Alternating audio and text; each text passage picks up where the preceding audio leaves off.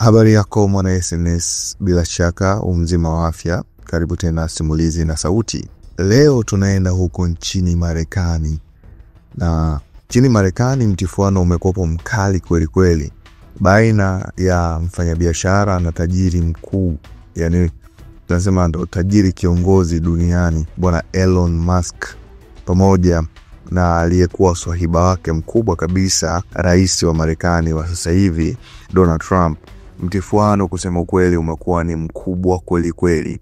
Pengine wachambuzi wengi, wafuatiliaji wengi wa mambo na wadadavuzi, wachunguzi wengi wa mambo, hayupo aliyeliona hili likija, kwamba hawa marafiki wawili wangefikia hatua na kugombana kwa kiasi hiki. Sasa katika jambo moja la kushangaza, kuna kitu kimoja kimeibuka ambayo ni Epstein Files, ama tunasema nyaraka za Epstein.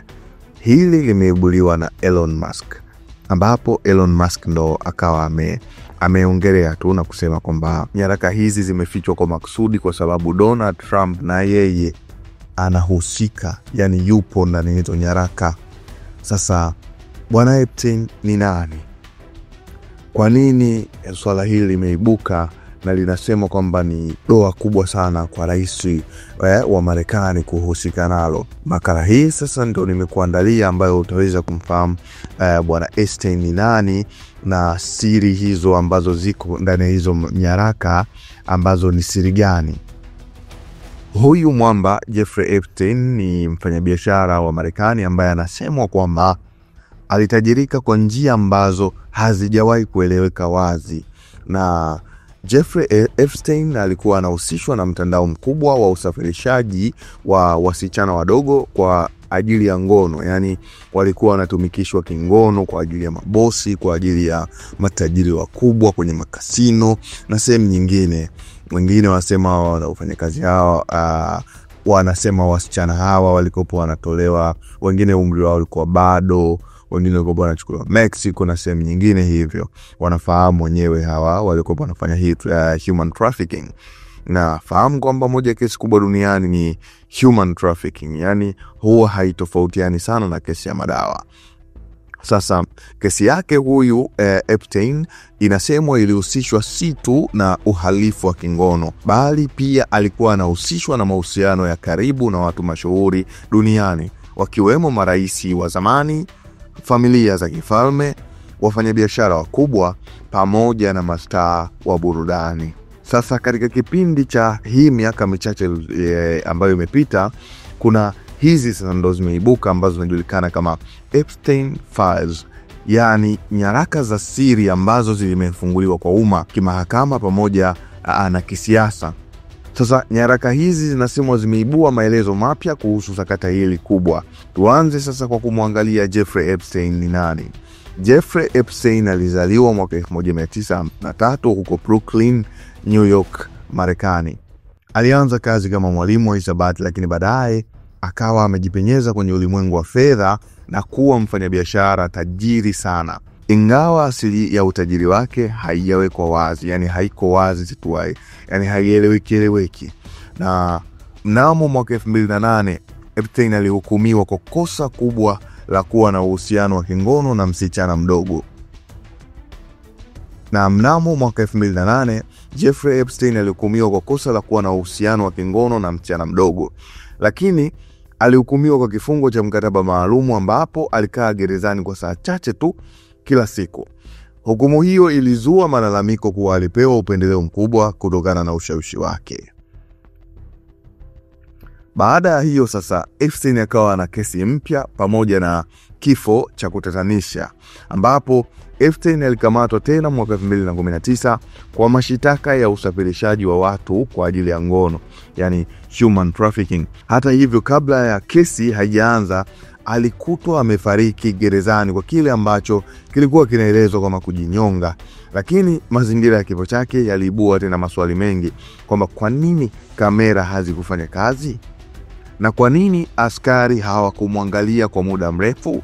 Je, aliuawa ili kulinda siri za watu maarufu? Wewe maoni yako hapo unahisi ni nini? Bila shaka kuna alamu itakuwa tayari imeshalia kichwani mwako mwana SNS. Sasa tuje tuangalie hizi Epstein Files ambazo ndio nyaraka ambazo zimezua gumzo, ambapo katika miaka ya 2023, miaka kadhaa huko baada ya Epstein kuwa ameshafariki mwaka 2019, na labda tungekwambia haya mambo tunayoona kwenye movie fulani kauliwa ili kuficha siri fulani, lakini pengine katika uhalisia haya mambo yapo. Sasa miaka hiyo ambayo ndo hii sio mbali sana, 2023 2024, mwaka juzi tu hapo, mahakama ya Marekani iliamuru kufunguliwa kwa baadhi, sio zote, baadhi ya nyaraka kutoka katika kesi ya Virginia Giuffre dhidi ya Ghislaine Maxwell, ambaye huyu alikuwa ni mshirika wa karibu wa Epstein. Nyaraka hizi zilifichua majina ya watu waliotajwa au kuhusishwa katika maelezo ya waathirika.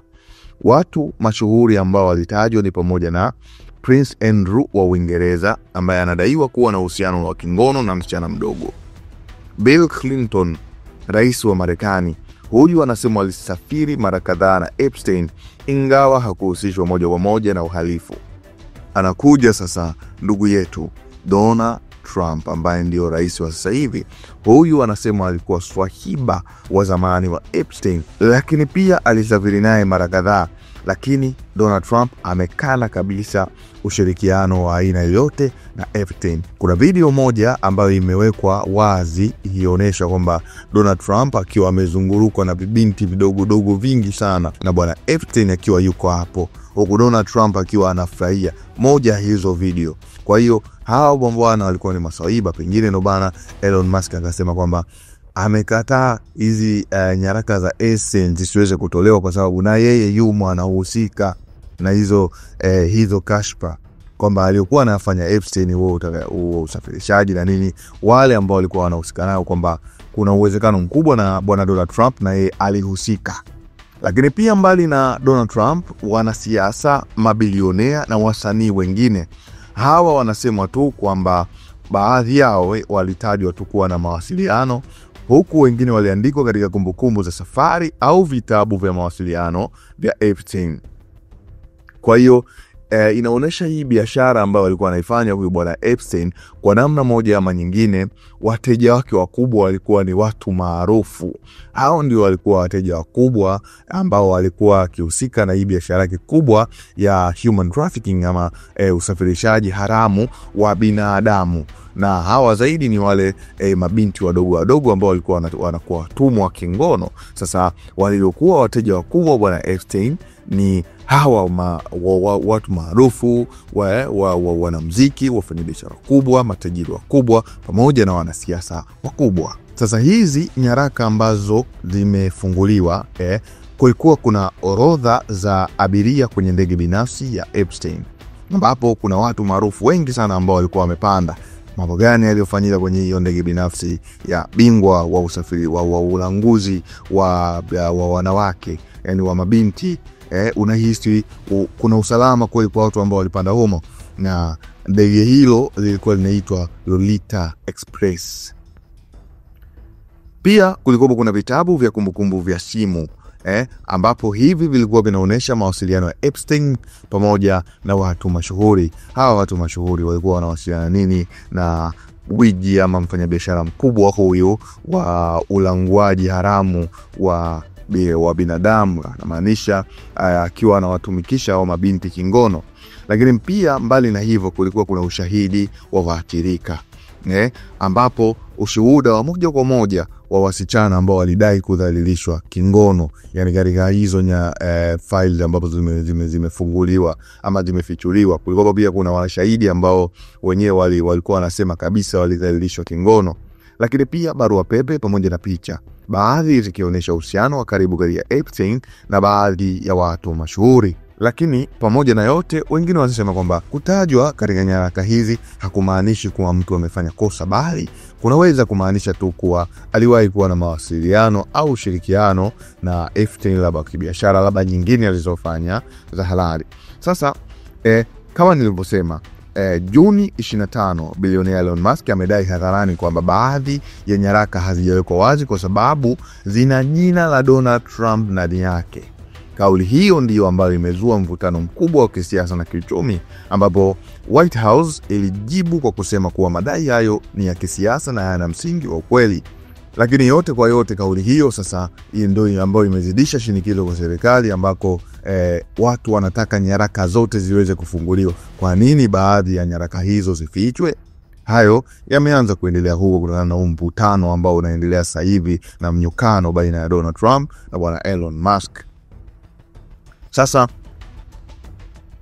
inasemwa kwamba mnamo Februari 25 mwanasheria mkuu wa Marekani Pamela Bond alitangaza kufunguliwa kwa awamu ya kwanza ya nyaraka, ambako ni zaidi ya kurasa 200. Hizi zilieleza namna Epstein ambavyo aliendesha mtandao wa usafirishaji wa wasichana zaidi ya 250. Ilisemekana kwamba kuna maelfu ya kurasa ambazo hazijawekwa wazi kwa sababu ya ulinzi wa faragha wa waathirika na uchunguzi wake bado unaendelea. Inasemwa kwamba kuna athari mbalimbali za kisiasa, kijamii pamoja na kisheria kutokana na nyaraka hizi, ambapo sakata hili limewaachia doa kubwa sana wanasiasa ambao walitajwa, na imeibua hoja kuhusu usawa wa sheria, kwamba kwa nini watu matajiri huweza kukwepa adhabu?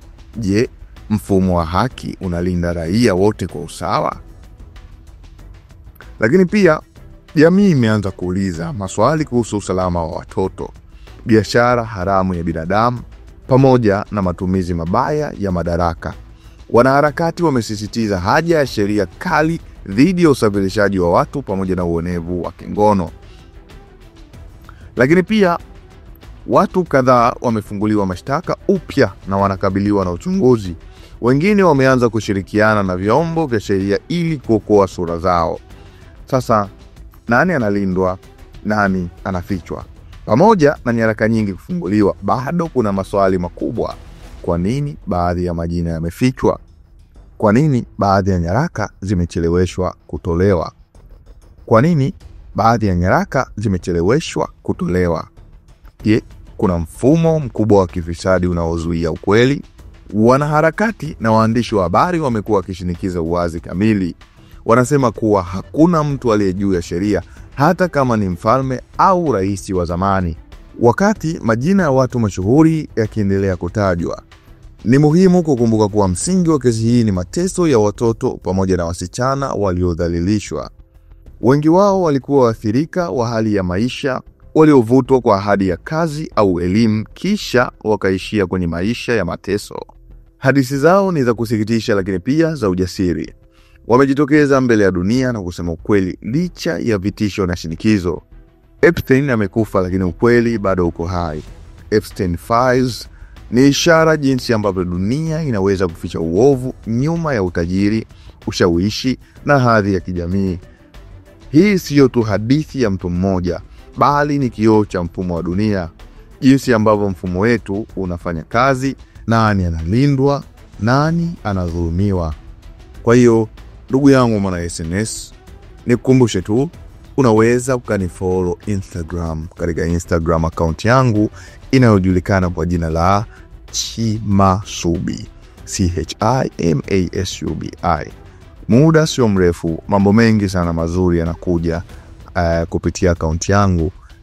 Muda sio mrefu, kuna vitu vikubwa sana vitakuja. Lakini pia tufollow Simulizi na Sauti. Ukiandika Simulizi na Sauti utatufollow kwa ajili ya updates mbalimbali na habari nyingi sana, mbali na hizi makala zangu, makala nyingine nyingi, lakini pia habari nyingine nyingi na updates nyingine nyingi. Nakukumbusha tena kunifollow pamoja na kufollow Simulizi na Sauti. Wateja wako watarajiwa wanaangalia video hii. Kama biashara yako ingeonekana pamoja na unachokiangalia sasa, wengi wangegeuka kuwa wateja wako wapya.